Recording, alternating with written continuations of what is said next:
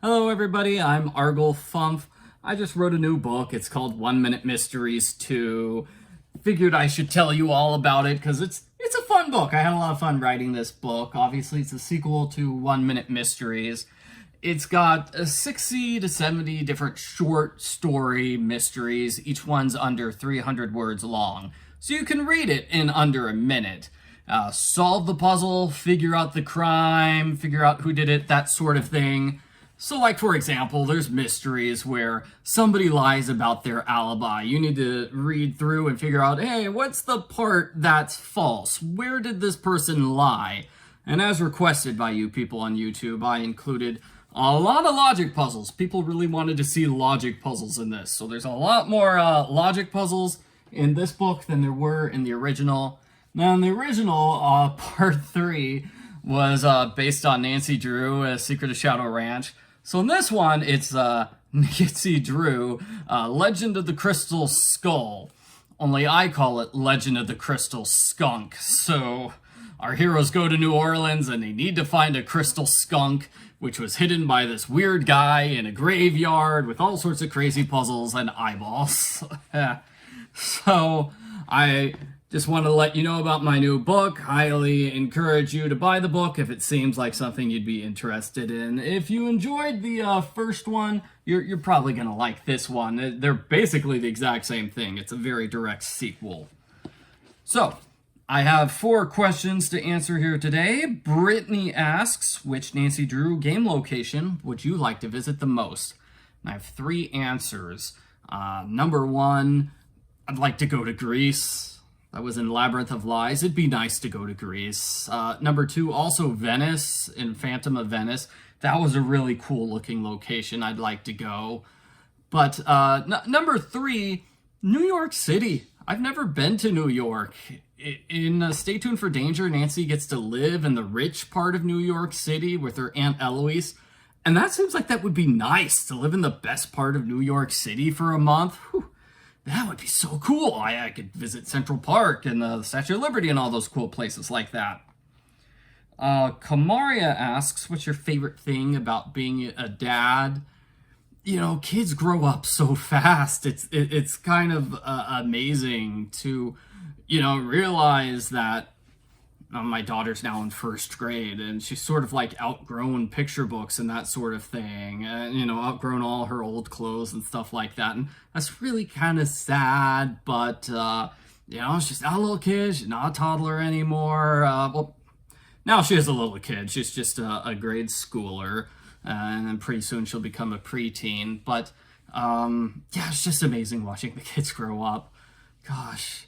And also sad, too, because it's like there's so many old books that I loved reading, and, she's not interested in them anymore. But, you know what? There's a bunch of new stuff I can do. I really enjoy, introducing her to a bunch of stuff that I liked. So, the Spider-Man movies, or Batman, really, not Spider-Man, Batman. I'm more of a Batman guy. So introducing her to the Batman TV shows and the Batman movies, that's a lot of fun. Yeah, and obviously video games. I can't wait till I get to introduce her to all the Nancy Drew games. Last year we did all the Humongous Entertainment games.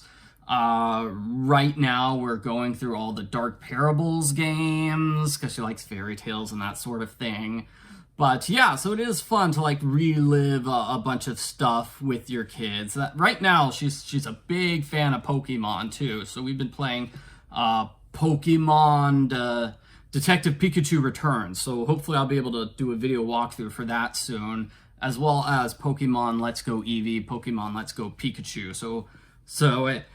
That's another question. What video games are you going to do in the near future? I'm going to do those ones, and I need to play King's Quest #1. That's been on my list for a long time, but I still haven't gotten around to it.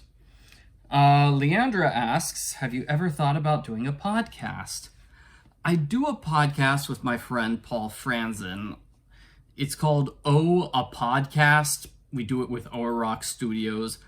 Basically, the two of us make video games together occasionally. So we've made the Cat President games. And we've made The Pizza Delivery Boy Who Saved the World, other games like Lost Oregon City Gold, the Francie Drew games.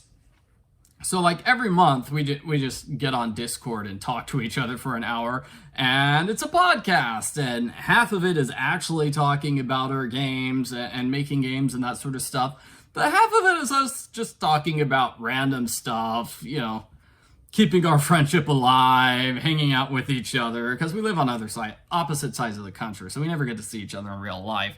So we basically use it as an excuse to hang out and kind of publicize your games a little bit.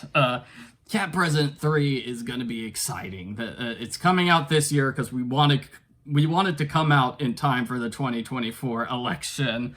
So I hope people really enjoy it. There's going to be a pathway based on the musical Cats. Right now, Paul's working on the pathway where we have the evil vice president, which I thought was fun. There's one that's sort of like Groundhog Day and Back to the Future. So it's basically Groundhog Day, except the main character is like Doc Brown from Back to the Future, who's a really funny guy. And another pathway, there's a cat who's a superhero, or thinks he's a superhero and is trying to save the world. Okay, I'm probably giving out way too many spoilers for a game that's nowhere near completion right now. Like I said, we're still working on the first pathway, so... let's move on to the final question. Which Nancy Drew book or another mystery book do you think would be great for a future game? So, I wanted to pick one of the books that's like one of the earlier Nancy Drew books.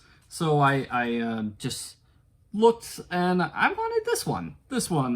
Sign of the Twisted Candles was pretty good. I liked it. So it's about this guy who lives to be 100 years old. Like, he just turned 100 years old, and he invented, like, these magic candles. So now he's got a fortune, and that's kind of tied into Bess and George because they could inherit his fortune. And, like, there's this girl that Nancy needs to save because she's basically Cinderella. She's forced to do all the dishes and chores for her evil stepmother. And I just thought it was really nice. The only downside to this book is that it's kind of got a generic location. There is no location, really. I don't think it takes place in any particular city. And, you know, that was common for, like, the early Nancy Drew books. They just take place in any standard Midwestern town. So you could easily imagine it's your hometown. But if they made a game out of it, they'd probably have to pick a specific city, like Portland, Oregon, Miami, Florida, somewhere like that. I think another, like, Nancy Drew book would be the one where she goes to the zoo. I'd really like a zoo setting, although that'd probably be super complicated because you'd have a bunch of animals. It probably would be really complicated to animate one with a bunch of animals. I also like, gosh, I'm totally forgetting the name, like Mystery of the Emerald Lady, which I think was like book 150, 154 or something along those lines. Hunting for Lost Treasure in the Bahamas, which is a little too similar to game number 20 now that I think about it. Maybe they wouldn't do that. No. All right. But yeah, I would like maybe go back to book number 9, because, you know, classic Nancy Drew, go back to like the series roots or something like that. All right, so thanks for watching my little vlog video. Hope you enjoyed hearing me answer the questions. Don't forget to check out 1 Minute Mysteries too, and stay sleuthy, everyone.